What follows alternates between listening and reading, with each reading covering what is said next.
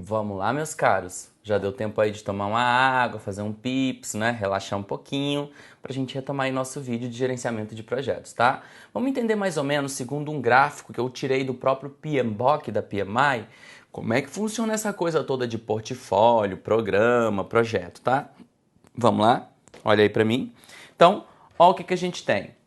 Um portfólio, que é o mais amplo, pode agregar dentro de si subportfólios, pode agregar dentro de si vários outros projetos isolados, pode agregar dentro de si também os programas, ok? Isso tudo está dentro de um portfólio. Então a gente pode ter dentro do portfólio subportfólios, projetos e programas, ok?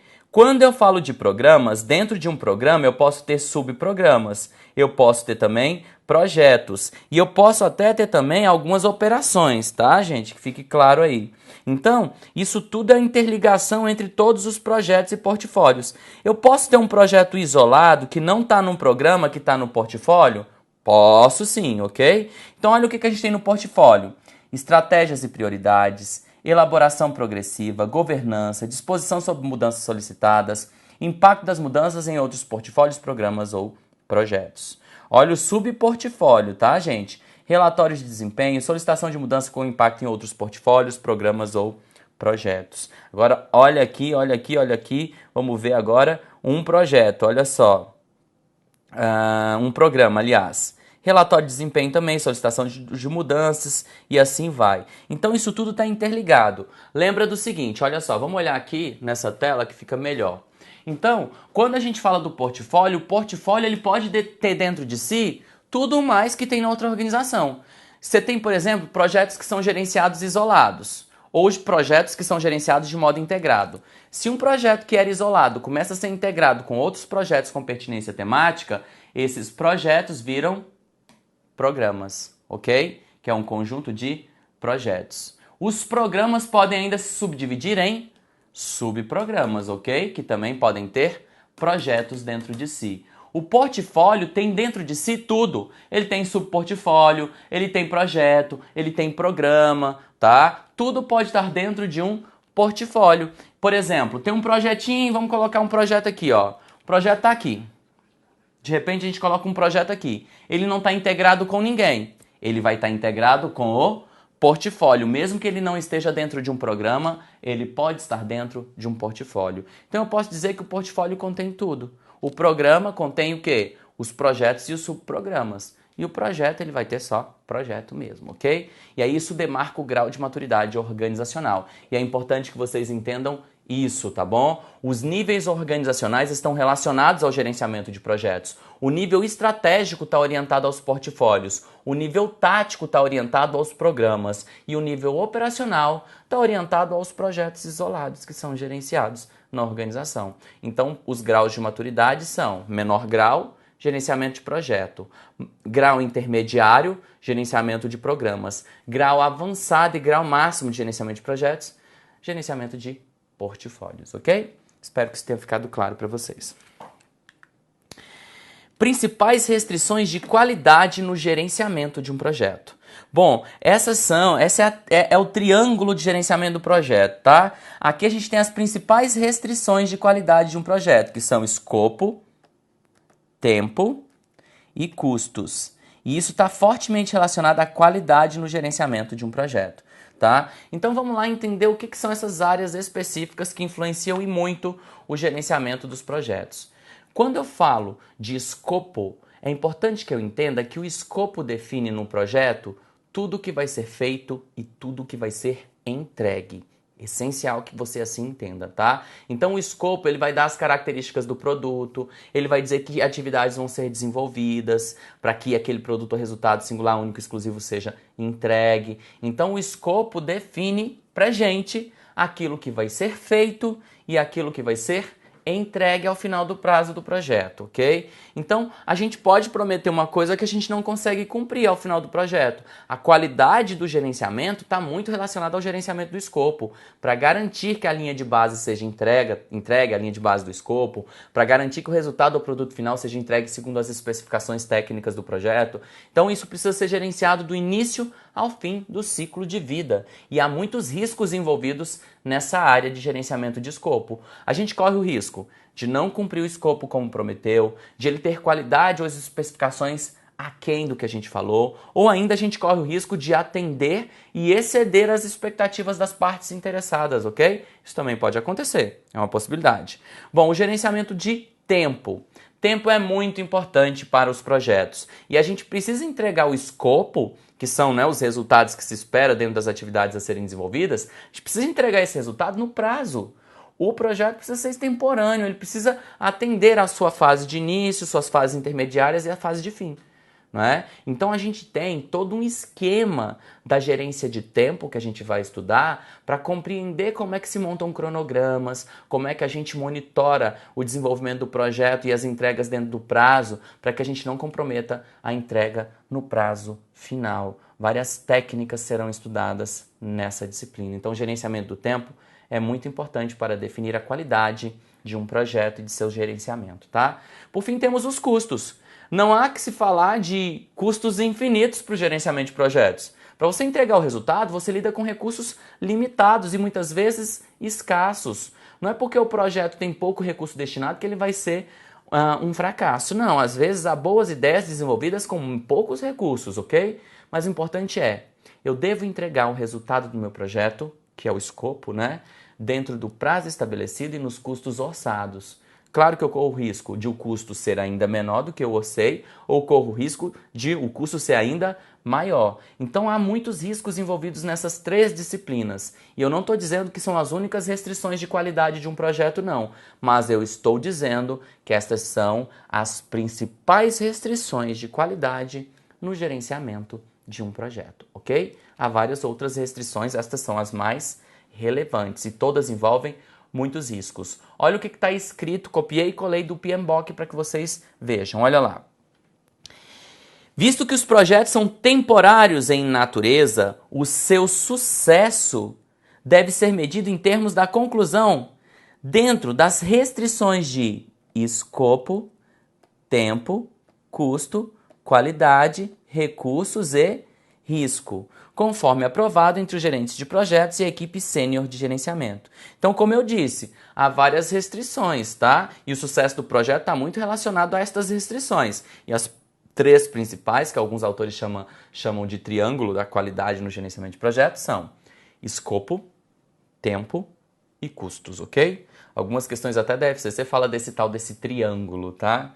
E isso vocês devem levar para a prova. Não esqueçam, há muitos riscos inerentes a estas áreas. Elas precisam ser muito bem gerenciadas para evitar riscos, idiosincrasias e incertezas, ok? Fiquem ligados. Então, vamos entender só uma coisa aqui, tá? Quando eu falo de escopo, o escopo pode se dividir em dois, tá? A gente tem escopo do projeto e a gente tem escopo do produto. Opa. Ô, gente, o que tá rolando? Do produto. No escopo do projeto, tá, gente? No escopo do projeto, eu defino atividades a serem desenvolvidas e entregas. Ou seja, aquilo que eu vou fazer, aquilo que eu vou entregar. Quando eu falo do produto, eu tô falando do escopo do produto, estou falando das características e requisitos da entrega. Então, no escopo eu vou ter os dois. E você pode definir da seguinte maneira, olha só. O escopo do projeto contém dentro de si o escopo do produto, ok? Sim, porque o escopo do projeto é definir o que vai fazer e o que vai entregar. E o que é o escopo do produto? Definir como é que vai ser essa entrega. Logo, as características e especificações da entrega estão dentro do escopo do projeto, porque o escopo do projeto contém dentro de si o escopo do produto. Importante entender isso daí, tá? Estas serão disciplinas que a gente vai passar um tempinho estudando, tá? Porque elas são muito importantes para a tua prova. Vamos lá, avançando. Escritórios de gerenciamento de projetos, também definidos ou chamados, denominados de PMOs. PMO, que significa Project Management Office, ou Escritórios de Gerenciamento de Projetos. Então, gente, fica ligado aqui. Olha o que vocês precisam compreender. Às vezes, as organizações na maior parte das vezes, elas não têm escritório de gerenciamento, tá? Ela tem projetos e ela desenvolve projetos por meio de uma equipe que possui um gerente, tá? Então, todo projeto vai ter que ter, no mínimo, isso. Uma equipe para desenvolver as ações e um gerente que coordena o trabalho dessa equipe, cuidando das principais restrições do projeto aí, tá bom? Então, o gerente, ele é muito responsabilizado pelo sucesso de um projeto, na condução da equipe, na distribuição de tarefas, na atribuição de responsabilidades, na delegação. Então, é importante entender que o gerente e a equipe são inerentes ao projeto.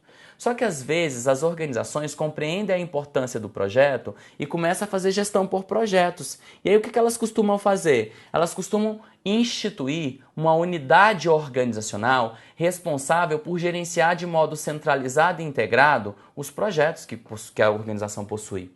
Quando a organização chega nesse nível de maturidade, ela cria um escritório de gerenciamento de projetos, que a gente pode chamar também de PMO, ou Project Management Office, tá? E daí, essa unidade organizacional passa a ter atribuições, entre outras, de controlar os processos que são desenvolvidos no âmbito da organização, de dar suporte aos gerentes e às equipes, de interligar os projetos com os objetivos da organização em portfólios e programas, e assim sucessivamente, tá? São várias as funções que um escritório de projetos pode assumir. Ele pode criar métodos, técnicas de gerenciamento, definir metodologias, criar formulários, criar padrões. Tudo isso um PMO pode fazer para auxiliar a organização no gerenciamento de seus vários projetos. Então, ter um PMO já demonstra um certo grau de maturidade da organização. E mesmo os PMOs, eles possuem entre si graus diferenciados de maturidade. A gente vai estudar sobre isso tanto na visão do Maximiano Amaru quanto na visão da PMI lá no PMBOK, ok? Então vamos lá, vamos ver os conceitos? Vem comigo. Um escritório de gerenciamento de projetos, EGP, ou em inglês PMO, é uma estrutura organizacional que padroniza, olha só, padroniza processos de governança relacionados a projetos e facilita o compartilhamento de recursos, metodologias, ferramentas e técnicas. As responsabilidades de um PMO podem variar, desde o fornecimento de funções de apoio ao gerenciamento de projetos, até a responsabilidade real pelo gerenciamento direto de um ou mais projetos. A principal função de um PMO é apoiar os gerentes de projetos das diversas maneiras que podem incluir, mas não se limitam a... cuidado, isso aqui segundo a PMI. Quais são as atribuições de um PMO? Podem incluir, mas não se limitam a gerenciamento de recursos compartilhados em todos os projetos, identificação e desenvolvimento de metodologias, melhores práticas, gerenciamento de projetos e padrões, orientação, aconselhamento, treinamento e supervisão dos gerentes e da equipe, monitoramento da conformidade com os padrões, políticas, procedimentos, modelos de gerenciamento de projetos através de auditorias em projetos, desenvolvimento e gerenciamento de políticas, procedimentos, modelos e outros documentos compartilhados do projeto, ou seja, seus ativos de processos organizacionais, e coordenação das comunicações entre os projetos. Percebam que isso não é um rol taxativo, mas exemplificativo. Um PMO pode ainda ter mais atribuições, além destas aqui que a gente acabou de ver, segundo a PMI, ok? Avançando. Olha como é que funciona mais ou menos. A gente tem aqui a alta administração, que é a patrocinador ou sponsor, né? Da alta administração, vem as estratégias organizacionais. Essas estratégias precisam estar alinhadas aos projetos. Quem traz esse alinhamento vai ser o EGP, ou ainda PMO, Escritório de Gerenciamento de Projetos. Então, de acordo com tudo isso, as estratégias são interpretadas pelo EGP, ou PMO, e aí ele vai consolidar os relatórios e controles para o nível estratégico. Mas antes, o que ele faz para os projetos serem gerenciados? Elabora metodologias, presta serviço, dá treinamento, faz documentação, cria o alinhamento para atender às necessidades dos vários projetos de uma organização para que a gente entregue os resultados e os produtos necessários. E aí o que o PMO deve fazer? Ele deve monitorar por meio do controle. Ele acompanha, ele analisa o relatório de progresso, controla os recursos dos vários projetos para possibilitar esse alinhamento com a estratégia da organização. Então olha que interessante, a gente pode gerenciar por meio de um escritório de maneira direta, mas também auxiliar os vários gerentes de projeto com seus vários projetos e suas equipes. É mais ou menos assim que funciona um PMO ou escritório de gerenciamento de projetos. Provas recentes de analistas aí de área geral, tá? Cobraram no tema de redação as funcionalidades do PMO, tipos de PMO, níveis de maturidade em PMO. Então, esse é um assunto quente, tá? Esse é um assunto recorrentemente cobrado em discursivas. Recentemente eles cobraram, pelo menos 3 vezes eu vi nos últimos tempos redações com discursiva em PMO, ok? Não me recordo agora qual concurso especificamente, se eu não me engano, teve um cargo do... não sei se foi FUNPRESP, teve um da ENAP, ok? MP ENAP aí. Então, seguindo. Tipos de PMO, agora segundo o PMBOK, tá? Então, existem várias classificações ou tipos de PMO. Aqui eu tô falando do PMBOK, tá? Que é um guia de referência. De suporte. Quem são os PMOs de suporte? São aqueles que desempenham um papel só consultivo nos projetos, fornecendo modelos, melhores práticas, treinamento, acesso à informação e lições aprendidas com outros projetos. Atua como um repositório de projetos. O que é isso, repositório de projetos? Então ele vai, gente, prestar informação, esclarecimento, assessoria, ele vai apoiar, ele vai definir treinamentos para auxiliar os gerentes de projetos e suas equipes. Como é que é isso, um repositório de projetos? Ele tem a memória dos projetos anteriores e ele registra as lições aprendidas para que isso seja transmitido às pessoas que vão desenvolver novos projetos no âmbito da organização, tá? Agora vamos lá, volta aqui para mim e olha o nível de controle dele. Esse é o nível de controle baixo, ele não controla diretamente com muita ênfase os projetos realizados. Então ele tem mais função consultiva e de suporte. O nível de controle por ele exercido, segundo o PMBOK, é baixo. Agora vamos para os escritórios de controle. Os PMOs de controle fornecem suporte, ou seja, ele não deixa de fornecer suporte, né? Só que olha o que eles passam a fazer. Exigem a conformidade através de vários meios. Conformidade pode envolver a adoção de estruturas ou metodologias de gerenciamento de projetos, usando modelos, formulários, ferramentas específicas ou conformidade com a governança. O nível de controle é médio. O que ele começa a fazer então, gente? Ele começa a dar mais ênfase ao controle, dizendo, olha, esse é o formulário, esse é o método, essa é a técnica, essa é a metodologia que você vai ter que usar. Perceba que, ainda que possa agregar a função de suporte, a ênfase dele é o que, gente? É a padronização, tá bom? E aí o de cima, que é o escritório de suporte, ele não tinha essa função ainda, tá? Já esse daqui vai ter um maior nível de controle. Cuidado, porque você fala, né, escritório de controle, ele é o que tem maior nível de controle. Não, ele é nível intermediário de controle. Fica ligado nessa pegadinha, porque muitos vão errar. Fala assim, ó, o nível de controle de um escritório de gerenciamento do tipo controle é moderado, é médio. Poxa, muita gente vai marcar errado, porque se o nome é escritório de controle, como é que ele pode ter um nível médio de controle, né? Mas segundo o PMI, segundo o PMBOK, sim. Vamos lá, escritório diretivo. Nos escritórios diretivos, a gente tem o controle dos projetos através do seu gerenciamento direto. O nível de controle exercido, portanto, é alto. Gente, presta atenção. Só um PMBOK diretivo, segundo a PMI, pode gerenciar diretamente um projeto, ampliando ao máximo seu nível de controle. Então, olha que interessante, o diretivo é aquele que pode gerenciar diretamente um projeto. Os demais, o primeiro, né, só dá suporte, só presta consultoria, dá treinamento. O segundo cria metodologias, técnicas, métodos, ferramentas, padroniza. E o último, que é o diretivo, vai ser aquele quem pode gerenciar diretamente o projeto. Portanto, seu nível de controle é o mais alto. Então, lembra, de suporte é baixo o nível de controle, o de controle, o nível de controle é médio e não alto, tá? E por fim, um escritório diretivo tem alto nível de controle. Fiquem ligados, porque isso é muito fácil de errar, beleza? Vamos lá, avançando. Vamos para o próximo slide.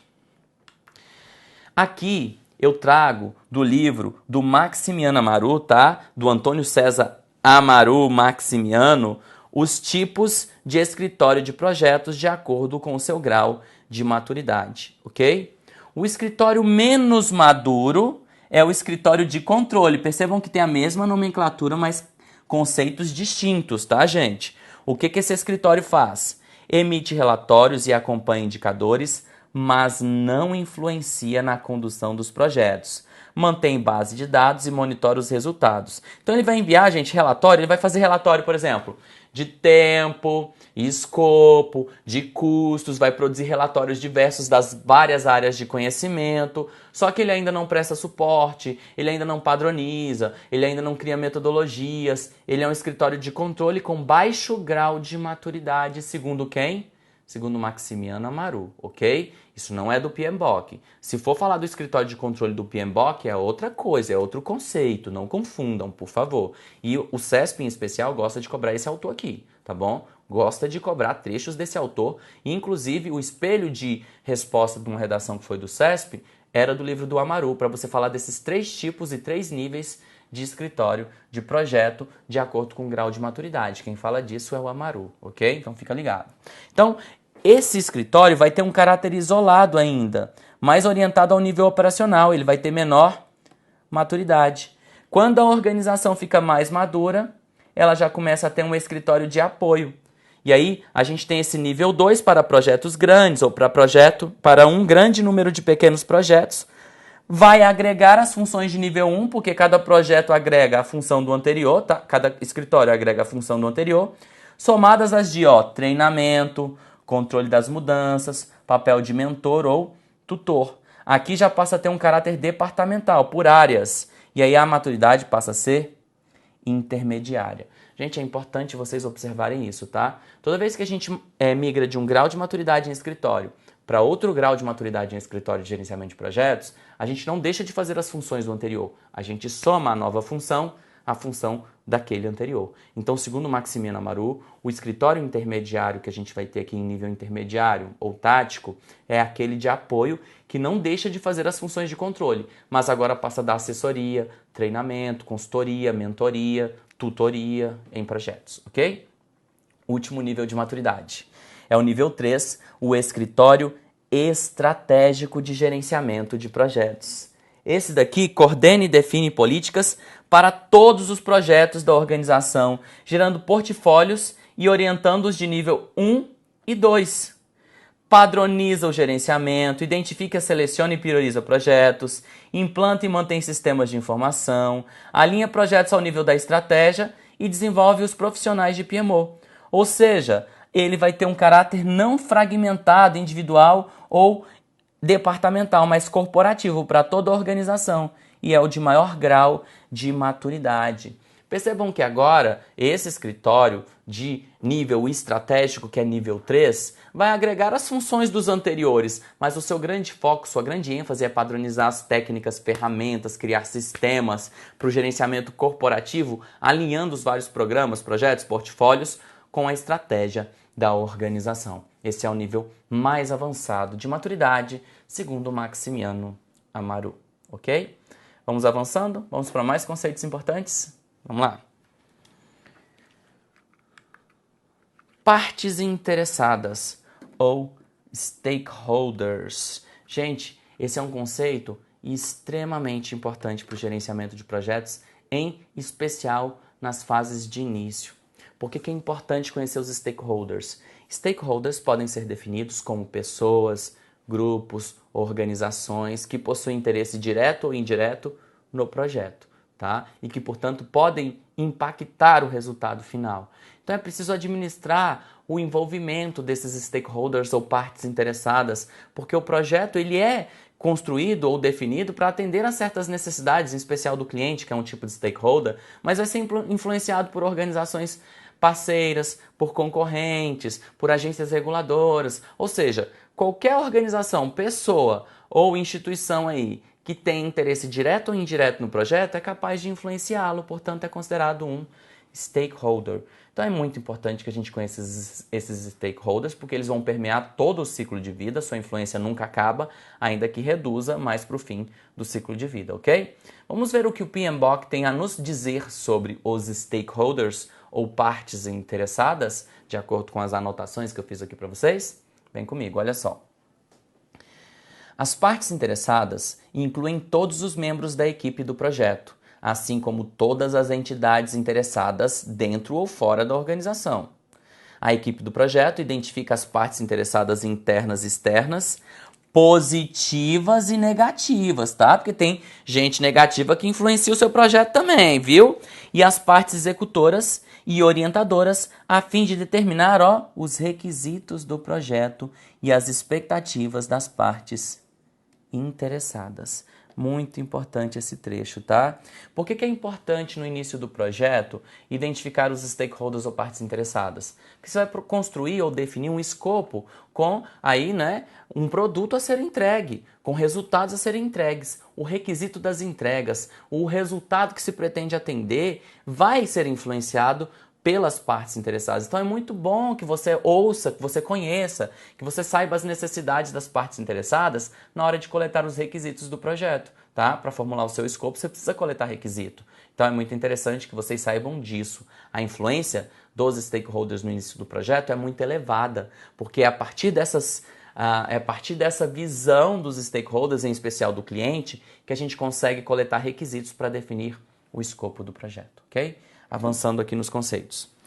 O gerente de projetos precisa gerenciar a influência de todas essas partes interessadas em relação aos requisitos do projeto, a fim de garantir um resultado bem-sucedido.